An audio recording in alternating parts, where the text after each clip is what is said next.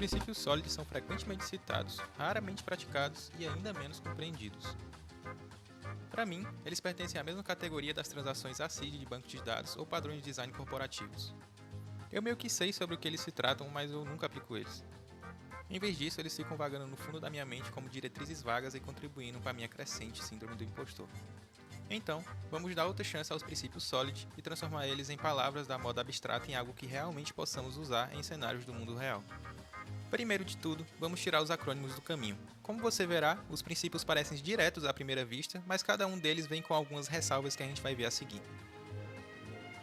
O S representa o princípio da responsabilidade única, que significa que toda classe deve ter uma e apenas uma razão para mudar. Parece fácil, né? Daí você percebe que sua classe de serviço de usuário está fazendo tudo, desde autenticar os usuários até enviar e-mails de boas-vindas. O O é para o princípio aberto-fechado.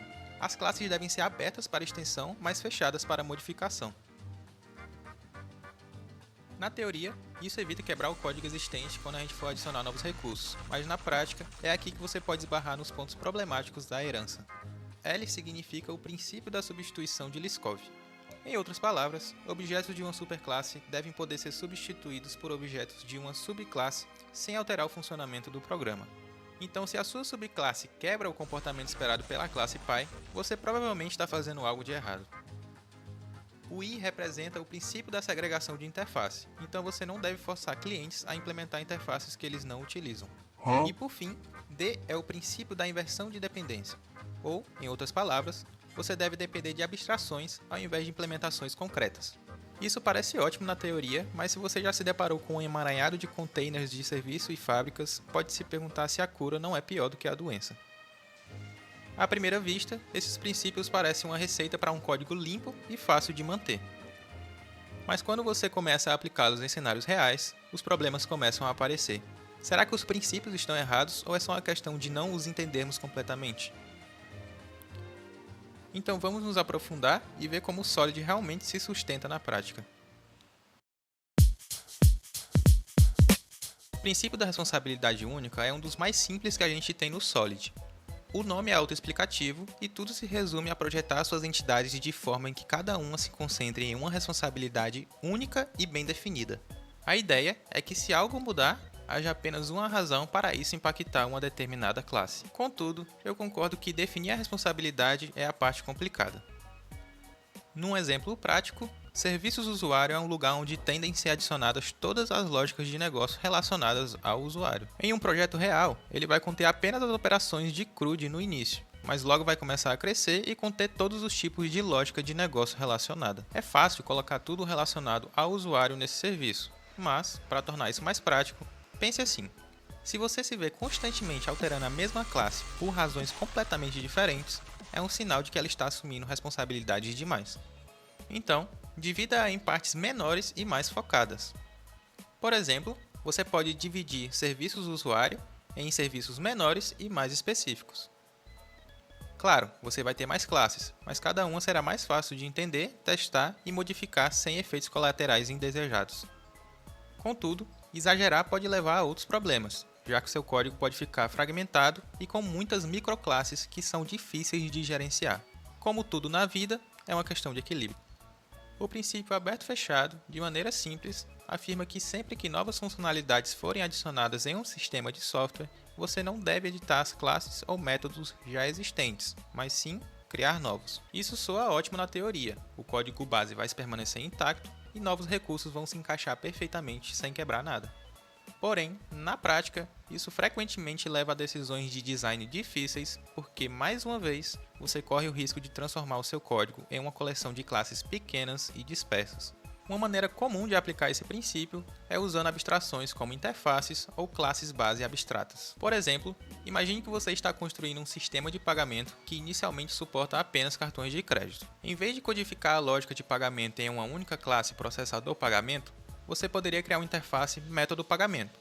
Então, quando precisar adicionar pagamentos por Pix, basta criar novas classes que implementam a interface processador-pagamento. Mas, aqui está o problema. O excesso de engenharia antecipada pode ser tão prejudicial quanto ignorar o princípio completamente. Se você criar abstrações para todas as possíveis extensões antes de saber se realmente vai precisar delas, pode acabar com uma complexidade desnecessária. Até porque todos os problemas em ciência da computação podem ser resolvidos com mais um nível de indireção, exceto o problema de camadas demais de indireção. Caso você queira evitar otimizações prematuras, pode-se usar o padrão de projeto Decorator para encapsular as novas funcionalidades ao redor do código existente, sem alterar a sua estrutura. Além disso, linguagens modernas suportam métodos de extensão, que permitem adicionar funcionalidades a classes existentes sem modificar o seu código-fonte. Em seguida, vamos ver o princípio da substituição de Liskov, que garante que as classes derivadas possam substituir suas classes base sem quebrar o código. Isso parece senso comum. É claro que uma subclasse deve se comportar como sua classe pai, mas é muito fácil violar essa regra sem querer. Por exemplo, vamos supor que você tenha definido uma classe pássaro com o método voar. Então você cria uma subclasse pinguim. Pinguins são aves, mas não podem voar. Se você sobrescrever o método voar para lançar uma exceção, parabéns! Você acabou de quebrar o princípio de Liskov. A solução é projetar suas hierarquias com mais cuidado. Em vez de ter uma classe geral pássaro, com comportamento de voo, você poderia criar classes separadas como pássaro voador e pássaro não voador. Assim, você não força as subclasses a terem comportamentos que elas não suportam e seu código se torna mais robusto. O princípio da segregação de interface também é bastante direto. Não faça clientes implementarem interfaces que eles não usam de fato. Novamente, isso soa ótimo no papel, mas é muito fácil quebrar essa regra. Imagine que você tem uma interface chamada animal com métodos comer, dormir e voar. Uma classe cachorro que implementa essa interface não teria uso para o método voar, mas ainda assim seria forçada a incluí-lo por causa da interface. Isso leva a algumas soluções estranhas, como ter métodos vazios ou com um comportamento simulado, o que vai contra o design limpo. Em vez disso, divida interfaces grandes em menores e mais focadas. Por exemplo, você poderia ter interfaces separadas como comedor e voador. Assim, as classes só implementariam o que realmente precisam. É uma ideia simples, mas pode fazer uma grande diferença na redução de complexidade desnecessária. Por fim, o princípio de inversão de dependência diz que módulos de alto nível não devem depender de módulos de baixo nível. Ambos devem depender de abstrações. Em outras palavras, a forma como seu código é estruturado deve priorizar flexibilidade e testabilidade. Um exemplo clássico é o de logging. Em vez de uma classe chamar diretamente uma implementação concreta, como logger arquivo, você dependeria de uma abstração, como uma interface logger. Isso permite que você troque facilmente a implementação, por exemplo, para logger banco dados, sem alterar sua lógica de negócio de alto nível. Frameworks de injeção de dependências são frequentemente utilizados para facilitar isso, gerenciando a criação e o vínculo dessas abstrações com as suas implementações concretas. Com a injeção de dependência, seu módulo de alto nível não se preocupa com como o logger é instanciado, ele apenas sabe que tem um logger para ser utilizado. Esse desacoplamento não só melhora a flexibilidade, como também facilita muito a realização de testes unitários. No fim das contas, o que dá pra gente tirar de tudo isso? Os princípios Solid são sim boas ideias. Eles ajudam a escrever um código mais limpo, mais testável e mais modular. O problema é, fora da teoria, eles não vêm com um manual claro de uso, e é aí que começa a confusão.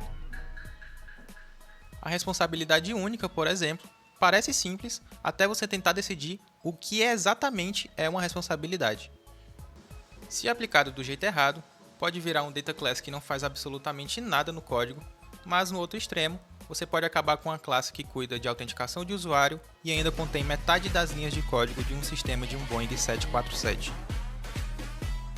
Já o princípio aberto-fechado prega que você deve estender sem modificar, mas daí você cria tantas camadas para não tocar no código antigo que começa a se perguntar se está programando ou montando um Lego da Millennium Falcon.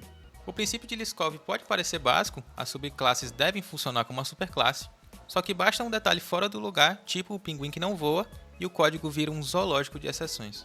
A segregação de interface e a inversão de dependência também têm seu valor. Elas evitam acoplamentos desnecessários e tornam o sistema mais flexível. Mas se você exagerar, seu projeto vai virar uma sopa de interfaces, serviços e containers que ninguém mais entende, nem você. Uma forma de manter a sanidade é utilizar padrões de projeto como o Strategy, que te ajuda a trocar comportamentos de uma forma clara e organizada, sem precisar enfileirar 12 camadas de abstração só para mudar a lógica de pagamento.